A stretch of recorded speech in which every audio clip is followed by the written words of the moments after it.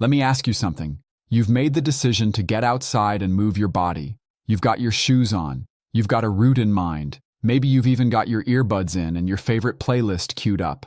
And you feel good about that. You should. Getting outside and being active is one of the best things you can do for your body, your mind, and your independence at this stage of life. But here's what I want you to sit with for just a moment. What if the way you're exercising outside right now, the habits you've built, the assumptions you're making, the small things you're probably not thinking about, are quietly putting you at more risk than staying on the couch? Not dramatically, not in an obvious way, but in the slow, overlooked kind of way that only becomes visible when something goes wrong. A fall on an uneven sidewalk, a dizzy spell on a hot afternoon, a car that didn't see you at a crosswalk. These aren't rare events. They happen to active, health-conscious, smart adults every single day, and in most cases, they were preventable. Stay with me today, because what we're covering comes directly from the National Institute on Aging, one of the most credible sources on healthy aging in the country. And tucked inside their outdoor exercise guidance is a detail about something most people do automatically, without thinking, something that actually increases your fall risk and traffic risk at the same time. We're going to get to that. But first, I need to reframe something. Here's a belief I want to gently challenge. Most people who exercise outdoors think that being active is the safety measure, that the simple act of getting outside and moving means they're doing things right. And in the big picture, yes, movement is medicine. Research consistently supports that. Adults who stay physically active as they age have better balance, stronger muscles, healthier hearts, sharper minds, and a significantly lower risk of falls than those who are sedentary. But being active and being safe while active are two separate things. And this is where most people get it wrong. They focus entirely on the what exercise to do, how often, for how long. And they almost never focus on the how to do it in a way that protects them from the specific risks that come with exercising outdoors after 50. Those risks are real. They're documented. And they're manageable when you know what they are. The National Institute on Aging's guidance on outdoor exercise safety for older adults is specific and practical in ways that go well beyond common sense. It addresses walking, cycling, heat, cold, traffic, visibility, and a set of environmental hazards that most people walk past every single day without registering as dangerous. So let's walk through it together, and let's start with the foundation. The things you need to think about before you ever leave your front door. Before you step outside, there are a few things that seem small but carry real weight. The first is telling someone where you're going. I know that sounds almost too basic to mention, but I'm mentioning it because most people don't do it. They head out for a walk or a bike ride alone without telling anyone their route or when they expect to be back. And if something happens, a fall, a medical episode, even just getting disoriented, nobody knows where to look. This is not about being fragile. This is about being smart. Athletes of all ages use this protocol. Hikers use it. Cyclists use it. It takes 30 seconds and it could make all the difference in an emergency. Tell someone your route. Tell them when you'll be back. And carry your ID with you, with emergency contact information on it, along with your cell phone. Your cell phone specifically is worth thinking about. Not just as a communication device, but as a safety net. If you fall, if you feel unwell, if you get turned around, that phone is your connection to help. Keep it charged before you go out. Keep it accessible, not buried at the bottom of a bag. Now, let's talk about shoes. This might be the most underestimated safety factor in outdoor exercise for older adults. Your footwear is your primary interface with the ground. It determines your traction, your stability, and your ability to navigate uneven surfaces without stumbling. Worn-down soles, loose-fitting shoes, or footwear that isn't designed for the activity you're doing, these are fall risks, not theoretical ones, real ones. The research on falls in older adults consistently identifies inappropriate footwear as a contributing factor. Sturdy, well-fitting shoes designed for your specific activity aren't a luxury. They're safety equipment. If your walking shoes are more than a year old and you're using them daily, it's worth looking at whether the soles still provide adequate traction and support. This next detail changes everything when it comes to shoe safety outdoors. It's not just about the shoe itself, it's about how it fits on your foot that day. Feet can swell slightly in heat. They can feel different in cold. Always tie your shoes securely before heading out. And if you're cycling, tuck and tie your laces so they don't catch in the bike chain. That's the kind of specific, practical detail that gets overlooked until it causes a fall. Let's talk about visibility. This is the detail I mentioned at the beginning, the one that most people don't think about, and it connects directly to both fall risk and traffic risk. Here's the situation. When you're out walking or cycling, you need other people, especially drivers, to see you clearly. This seems obvious. But here's what people underestimate. During the day, most people wear whatever they happen to be wearing.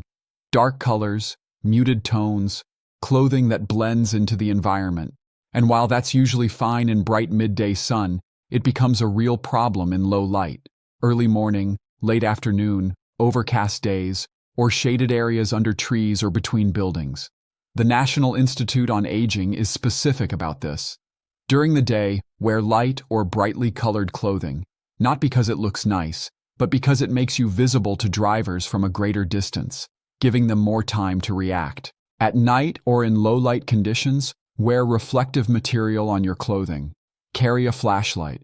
If you're cycling, put lights on both the front and the back of your bike. These aren't optional accessories. They are safety measures that directly reduce your risk of being struck by a vehicle that simply didn't see you in time. And this brings me to something I think deserves its own moment of attention. Your headphones. If you exercise with music, and many people do, because it makes movement more enjoyable and sustainable, this is something worth thinking about carefully. Listening to music while walking or cycling isn't inherently dangerous, but listening to music at a volume that prevents you from hearing your environment, traffic, cyclists approaching from behind, someone calling out to you, that is a safety issue. The guidance from the National Institute on Aging is to keep the volume low, low enough that you're aware of what's around you, low enough that you'd hear a car honking or a bicycle bell, low enough that your senses are still doing their job of keeping you informed about your environment. Your awareness of your surroundings is not a minor variable in outdoor safety, it's one of the primary ones. Now let's talk about walking specifically, because walking is the most common outdoor exercise for adults over 50, and it has its own set of specific safety considerations that deserve a close look. The first is about when you walk. Whenever possible, the guidance recommends walking during daylight hours. This is partly about visibility, yours and others, but it's also about the ground itself. Uneven pavement, cracks in sidewalks, raised edges, dips and irregularities. These are tripping hazards that are far easier to see and navigate in full daylight than in low light or darkness. Here's where most people get it wrong about walking routes. They choose routes based on convenience or scenery, which is completely understandable. But the National Institute on Aging recommends also considering two specific factors that most people don't think about in advance. The first is places to sit and rest. Choose a route that has benches, walls, or other places where you can stop if you need to. This isn't about expecting to need them. It's about having options. Fatigue, a mild dizzy spell, or simply needing a moment to catch your breath. These things happen, and having a place to stop safely is the difference between a minor moment and a situation that becomes dangerous. The second is the walking surface itself. Walk on a sidewalk or designated path whenever possible. When those aren't available, walk on the road, but always facing oncoming traffic. This is critical. Walking toward traffic means you can see vehicles approaching and react accordingly. Walking with traffic behind you means you're relying entirely on drivers to notice you. That's a much less safe position to be in, and this is why doctors rarely explain this clearly, because it feels like common sense. But common sense isn't always common practice. Many people walk with traffic rather than against it, simply because that's the direction they're going. It's worth consciously checking your habit here. Let's spend a moment on traffic, because this deserves more attention than it typically gets. When you're crossing a street, whether you're walking or cycling, the guidance is to cross at crosswalks or intersections, following traffic and pedestrian signals, not in the middle of a block, not diagonally, at designated crossings. And here is something that I think is one of the most practically important things in today's video. Never assume a driver sees you. That sentence sounds straightforward, but think about what it actually means in practice. It means that having the right of way, legally according to the signal, does not mean it's safe to cross, because a driver who doesn't see you will not stop for you, regardless of what the light says. The guidance is to try to make actual eye contact with drivers as they approach, to confirm visually that the person behind the wheel has registered your presence and is yielding before you step off the curb. And before you start to cross, make sure you have enough time to get all the way across without rushing. Because rushing, being caught in the middle of an intersection trying to hurry, significantly increases your risk of falling. Your gait, your balance, your stability under pressure. These are the first things to deteriorate when you're hurrying. A few extra seconds of patience at the curb is worth far more than a rush across the street. Look across every lane you need to cross, not just the nearest lane, every lane. Confirm each one is clear before you move forward. This sounds slow. It takes 5 seconds. Those 5 seconds matter enormously. Now we're at the part of today's video that I genuinely believe matters most. And I want to tell you directly, this next section is why staying until the end of today matters. We've talked about visibility, footwear, traffic, walking surfaces, all important. But what I'm about to cover is the category of outdoor exercise risk that sends the most people to emergency rooms. And that is almost entirely preventable with 1 or 2 simple changes to what you do before and during your workout. I'm talking about weather, not in a general, be careful when it's hot kind of way. In a specific, mechanistic, this is what actually happens in your body kind of way. Because once you understand what heat and cold actually do to an aging body during exercise, the precautions stop feeling like excessive caution and start feeling like simple logic. Let's start with heat. As we age, the body's ability to regulate its internal temperature becomes less efficient. Sweat response slows. The sensation of thirst, as I've mentioned in previous videos about nutrition, becomes less reliable. The cardiovascular system works harder in heat to keep blood flowing to both the muscles and the skin simultaneously. This means that an older adult exercising in hot, humid conditions is at meaningfully greater risk of heat-related illness than a younger person doing the same activity at the same intensity. The body simply has less thermal reserve. Heat exhaustion and heat stroke are not just uncomfortable. They can be rapidly dangerous. And the insidious thing about heat-related illness is that cognitive function, your ability to make decisions and recognize that something is wrong, is often among the first things affected. Which means by the time you feel seriously unwell, you may already be past the point of making good decisions about getting help. The National Institute on Aging's guidance on hot weather exercise is specific and worth taking seriously. Drink plenty of water before, during, and after outdoor activity and heat, and avoid caffeine and alcohol, both of which promote dehydration. Wear clothing that allows air to circulate and moisture to evaporate. Protect yourself from sun exposure with sunscreen, sunglasses, and a hat. And critically, know the signs of heat-related illness. Excessive sweating or conversely, stopping sweating entirely. Rapid heartbeat, nausea, confusion, weakness, pale or flushed skin.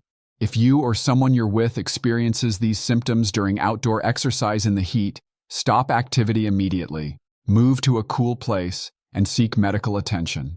If your doctor has told you to limit how much fluid you drink, which is the case for some people managing certain heart or kidney conditions, ask your doctor specifically what to do on very hot days. This is a conversation worth having before summer arrives, not in the middle of a heat wave. Now let's talk about cold. Cold weather exercise gets less attention than heat-related risk, but it carries its own set of specific hazards for older adults. The first and most immediately obvious is ice and snow on walking surfaces. This is the single most significant fall risk associated with winter outdoor activity. Sidewalks that look clear can have invisible patches of black ice. Steps that appear dry can have a thin film of frost. This is not an argument for staying inside all winter. It's an argument for watching the ground carefully, choosing well-maintained routes, and having the patience to slow down when conditions are uncertain. Before going out in cold weather, warm up your muscles first, indoors.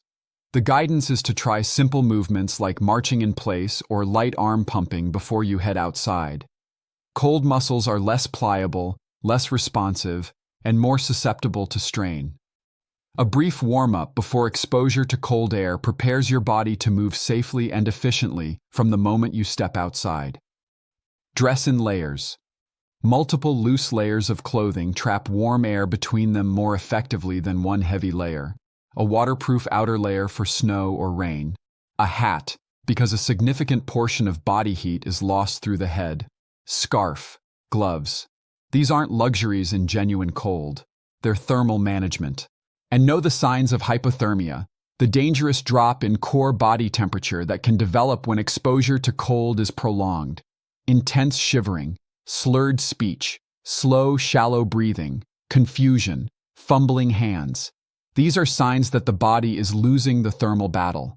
If you or someone you're with shows these signs during outdoor activity in cold weather, get medical help immediately. The simple rule the National Institute on Aging offers is this: if it's very windy, very cold, very hot, or very humid, consider exercising inside instead. That's not giving up. That's good judgment. A walk in a temperature-controlled shopping mall, an exercise video at home, an indoor cycling class, these are legitimate alternatives that keep you moving safely on the days when the outdoor conditions aren't cooperating. Let's bring everything together now. Here are 5 concrete actions you can take that directly reflect what the research recommends, and that will genuinely reduce your risk the next time you head outside to exercise. The first is to build a pre-exit routine. Before you leave for any outdoor workout, tell someone where you're going and when you'll be back. Check the weather forecast. Make sure your phone is charged and your ID is with you. This takes 2 minutes.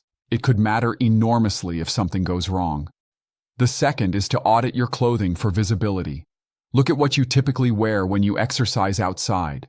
Is it brightly colored for daytime? Does it include reflective material for low light or evening? If not, consider adding 1 or 2 pieces, a reflective vest, a bright jacket, that make you visible to drivers from a meaningful distance. This is inexpensive, simple, and directly addresses one of the most common mechanisms of pedestrian injury. The third is to walk toward traffic, not with it. If you're currently in the habit of walking on the right side of the road, with traffic behind you, this is worth changing. Walking toward oncoming traffic gives you information about vehicles approaching. It puts you in control of what you can see and react to. It's a simple, permanent habit shift that meaningfully improves your safety on every walk. The fourth is to hydrate deliberately before outdoor exercise in warm weather. Not just when you feel thirsty, before thirst arrives. Drink water before you leave. Carry water with you if you'll be out for more than 20 or 30 minutes. This is especially important in summer, and especially important for those of you taking medications that can affect fluid balance or heat tolerance. When in doubt, ask your doctor what's appropriate for your specific health situation. And the fifth is to choose your routes intentionally. On your next outdoor walk or ride, think about your route through a safety lens. Are there places to sit and rest if you need to? Are the sidewalks and paths in good condition? Is there a bike lane or path available? Are the crossings well marked and signaled? These questions take a few minutes to consider, and the answers can genuinely shape a safer, more sustainable outdoor exercise habit. As always, and I mean this sincerely, not as a legal disclaimer, talk to your doctor before making significant changes to your exercise routine. Your doctor knows your cardiovascular health, your medications, your balance and mobility history. They can give you guidance that's personalized to your body in a way that no video ever can. Here's what I want you to take away from today. Getting outside and moving your body is one of the most powerful things you can do for your health, your independence, and your quality of life at this stage. The research on this is unambiguous. Movement matters, and outdoor movement specifically carries mental health and physiological benefits that indoor exercise simply doesn't replicate in the same way. Fresh air, sunlight, varied terrain, connection to the world around you. These things are not small, but movement and safe movement are not the same thing. And the gap between them is not about athletic ability or physical fitness. It's about awareness. about knowing the specific risks that come with being an active adult outdoors: traffic, surfaces, weather, visibility, and making simple, intentional adjustments that reduce those risks without reducing your freedom. You've built a life that's worth protecting. Every time you head outside to walk, to cycle, to garden, to move your body in whatever way suits you, you're investing in the version of yourself that stays strong, stays independent, and stays present for the people you care about. That investment deserves to be protected by good information. And the good news, the genuinely good news, is that protecting yourself outdoors doesn't require expensive equipment, radical habit change, or giving up the activities you love. It requires awareness, and now you have more of it. Before you go, I want to plant something in your mind that we'll explore in a future video. We talked today about the physical environment of outdoor exercise: traffic, weather, surfaces. But there's a whole other dimension to outdoor safety for older adults that almost nobody addresses directly. It involves the internal environment, what's happening inside your body during exercise. Specifically, how certain common medications interact with physical exertion and outdoor conditions in ways that can affect your balance, your heart rate, your hydration, and your heat tolerance. It's a topic that your doctor may not have proactively explained, and it's one that I think every active adult over 50 deserves to understand. We'll cover that soon, and if you want to be here for it, if you want to keep getting honest, practical, research-backed guidance on how to stay active, strong, and safe as you age, subscribe to this channel. No pressure, just an open invitation to keep learning. Take care of yourself out there, and enjoy every step.